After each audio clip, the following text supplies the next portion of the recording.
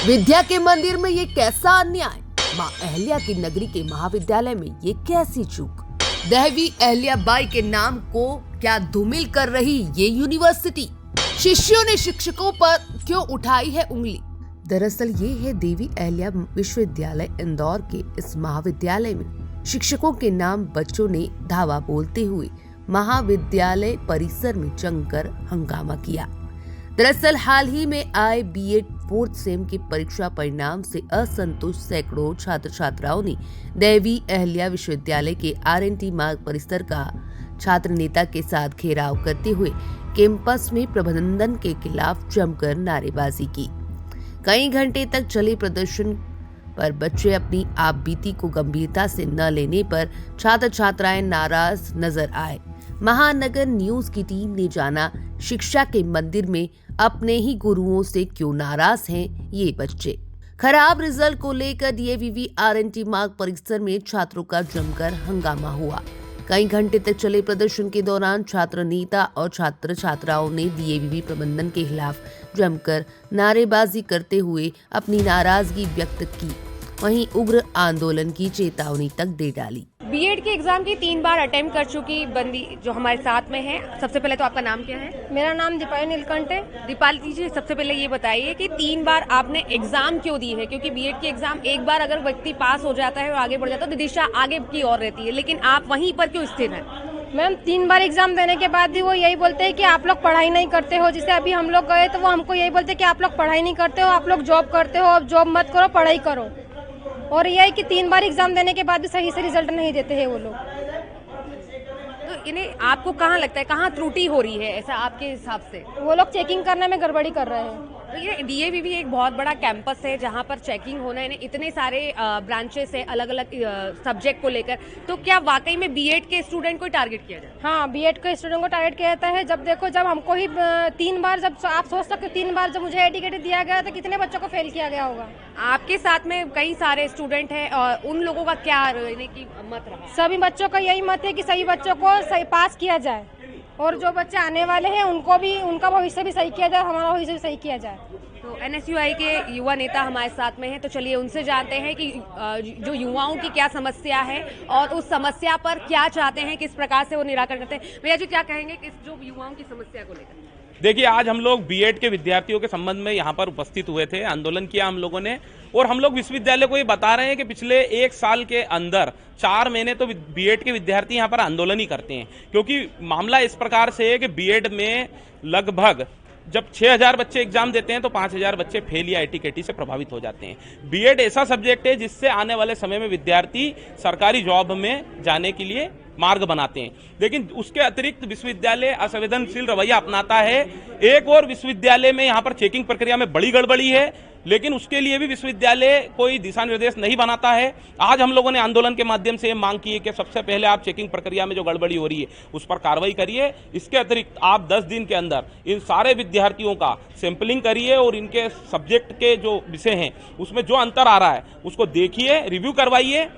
यदि इसमें परिवर्तन आता है जिससे हम सहमत रहते हैं तो 10 दिन बाद हम लोग शांति से हमारी बात रखेंगे, अन्यथा हम लोग उग्र आंदोलन लगातार करते रहेंगे। जिस प्रकार से कुलपति को आप लोगों ने जो कुलपति कक्ष के बाहर आपने आंदोलन करा है, क्या कुलपति के कानों तक ये बात पहुंची है? किस प्रकार से उनका कोई आंसर आया है? देखिए, कुलपति मैम तो यहाँ पर उपस्थित नहीं है, लेकिन मैं आपको ये बताना चाहता हूं कि जब हम लोग आंदोलन कर रहे थे तब इन्होंने भारी संख्या में पुलिस बल बुला लिया। यहाँ पर अधिकारी अंदर बंद हो गए, ताले लगा लिए उन्होंने। मैं विश्वविद्यालय को ये कहना चाहता हूं और कुलपति मैम को भी ये कहना चाहता हूं कि आप लोग इन विद्यार्थियों का आतंकवादी या गुंडा ना समझें।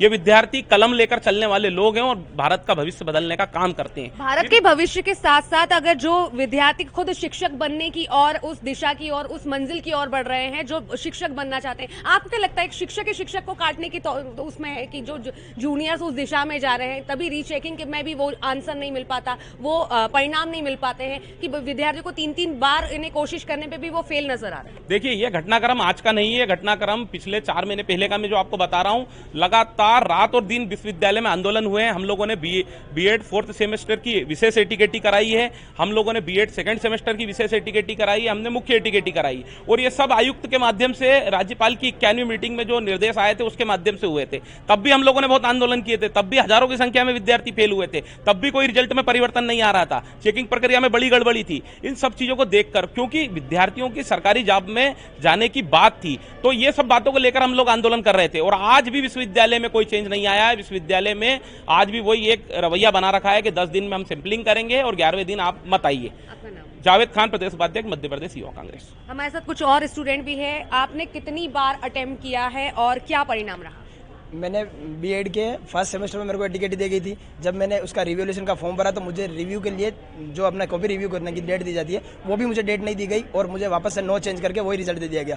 मैंने फिर से एग्जाम दिया, जब जाके क्वालिफाई हुआ तो मुझे 2nd सेम में फिर से एटीकेटी दे दी गई, जबकि मैं 10th और 12th का अपने जिले का टॉपर रहा हूँ। और मैं बीएड में आकर के क्या इतना नकारा और इतना कमजोर हो गया हूँ कि मुझे ये बीएड वाले इतना नालायक समझ रहे हैं कि मुझे 4 और 5 नंबर दिए जाते हैं 75 में से, जहाँ मेरे फिजिक्स और मैथमेटिक्स में 90 से 92 मार्क्स थे। तो यहाँ के मैं कमजोर 2 साल के बाद मैं इतना कमजोर हो गया हूँ और आगे जाकर के मैं टीचर बनना चाहता हूँ। मैं फिजिक्स और मैथ्स ये इन 2 सब्जेक्ट के ऊपर ही मेरी कमांड है। मैं इन्हीं को लेकर के आगे बढ़ना चाहता हूँ, मैं पढ़ाना चाहता हूँ बच्चों को। मैं चाहता हूँ मेरे भारत का भविष्य तैयार करूँ। मेरा खुद का भविष्य अंधेरे में कर दिया इस डीएवीवी ने, तो बताइए मैं किसी का भविष्य क्या संवार पाऊंगा।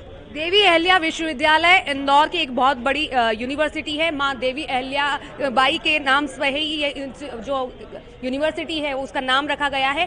क्या सपने लेकर आए थे देवी अहल्या यूनिवर्सिटी में, सपना साकार होने के लिए कि ये चीज मेरे को करनी है और इस दिशा में जाना, देवी अहल्या का नाम लेकर? देवी अहल्या बाई का नाम सुनकर के ये लगता है कि ये हमारी राजमाता है, जिन्होंने इस इंदौर को बिल्कुल जीरो से लेकर के हीरो तक आज ऊंचाइयों तक पहुंचाया है। आज ये हर जगह नंबर 1 कहलाता है। और यहाँ की जो नंबर 1 यूनिवर्सिटी जिसको A++ ग्रेड मिलना चाहिए, उसका बीएड का रिजल्ट इतना खराब आता है कि बच्चों को A++ तो छोड़िए, जिनको पास होने के भी लाले पड़ रहे हैं। तो इस तरीके के हमारे भविष्य को भ्रष्ट किया जा रहा है।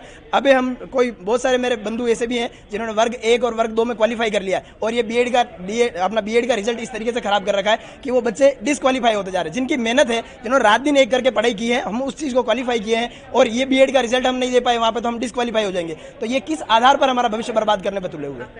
मेरा नाम शिवम कुमावत है। तो शिवम अपने जिले के टॉपर रहे हैं और जिस प्रकार से वो टॉपर सपना लेकर आए थे शिक्षक बनने की मंजिल पर वो पहुंचने के लिए डीएवीवी में कैंपस में जिस प्रकार से एंट्री ली उन्होंने, और अब वो हताश हैं अपने रिजल्ट को लेकर। क्या कहेंगी आप इस प्रकार से, यानी कि यहाँ पर अन्य स्टूडेंट के साथ में खड़ी हैं, आपका मत क्या है, क्यों आप हताश हैं? हम लोगों का जो बीएड का रिजल्ट है वो बहुत ही बेकार ला रहे हैं। अभी हम लोग इतना रात दिन पढ़ते हैं, एग्ज़ाम देते हैं, हमारी फैमिली देखते हैं, उसके बाद भी हम इतना तो कॉपी में नहीं लिखेंगे कि यार हम लोग को 6 नंबर या 2 0 नंबर आए। मतलब सभी बीएड के स्टूडेंट के साथ ये लोग ऐसा ही कर रहे हैं। रात दिन पढ़ने वाले बच्चे जो जॉब कर रहे हैं, हम लोग एमकॉम बीकॉम सब पास हो चुके हैं, लेकिन बीएड को पास करना हमारे लिए इतना टफ हो गया है कि हम इस सिचुएशन से कैसे निकलें। फीलिंग लाइक ये आ रहा है कि हम कोई पीएससी का एग्जाम कर रहे हैं या फिर AIEEE का एग्जाम दे? भाई हम कोई भी एग्जाम, मतलब अब तो सोच रहे हैं कि हम एजुकेशन करें कि नहीं करें।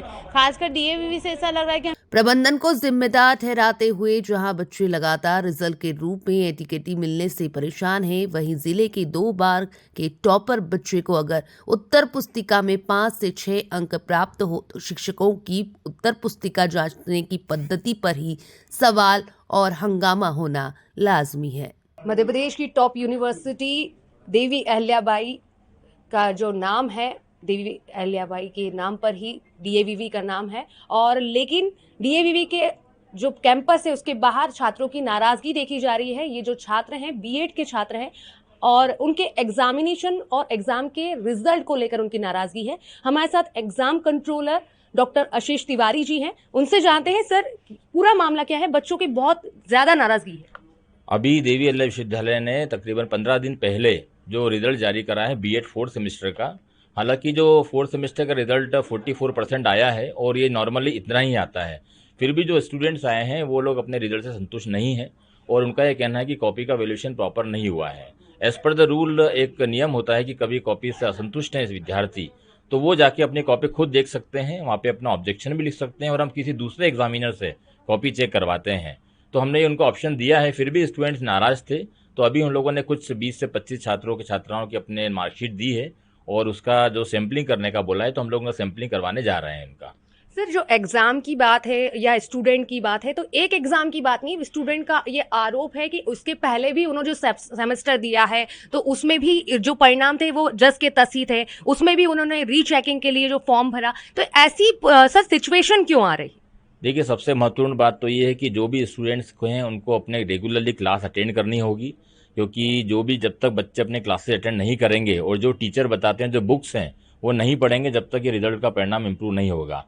जहाँ तक बच्चों को जो शिकायत है कि हमारे कॉपीज़ का जो वैल्यूएशन प्रॉपर नहीं हो रहा है, तो हमारे ज़्यादा जो भी शिक्षक हैं वो प्रॉपरली पूरे वेल लर्नेड जो टीचर्स रहते हैं, उनकी मोस्टली जो पीएचडी जो हैं उनके पास में डिग्री है, तो हम अच्छे वैल्यूएटर से ही करवाते हैं। ऐसा नहीं कि कोई ऐसा बहुत ज़्यादा स्ट्रिक्ट वैल्यूएशन होता है, पर कभी जब तक स्टूडेंट ढंग से पढ़ेंगे नहीं, जब तक रिजल्ट इंप्रूव नहीं होगा। तो हमारा सभी स्टूडेंट्स का कहना है कि ढंग से क्लासेस अटेंड करें और जो भी टीचर बताते हैं बुक्स के अकॉर्डिंगली उसको पढ़ाई करें, ज़्यादा बेटर होगा। सर वैल्यूएशन की बात आती है तो हमें बाहर जो बच्चे एग्रेसिव हैं उनमें टॉपर बच्चे भी मिले हैं, जिन्होंने 10th में टॉप किया है, जिन्होंने 12th में टॉप किया है, जो M.Com B.Com कवर कर चुके हैं, लेकिन उनको B.Ed की एक डिग्री चाहिए इसलिए वो यहाँ पर है। तो क्या वो बच्चे इतने नकारा हैं, ये उनका सवाल है कि उनको सिर्फ 5 या 6 नंबर वैल्यूएशन में दे दिया जाए?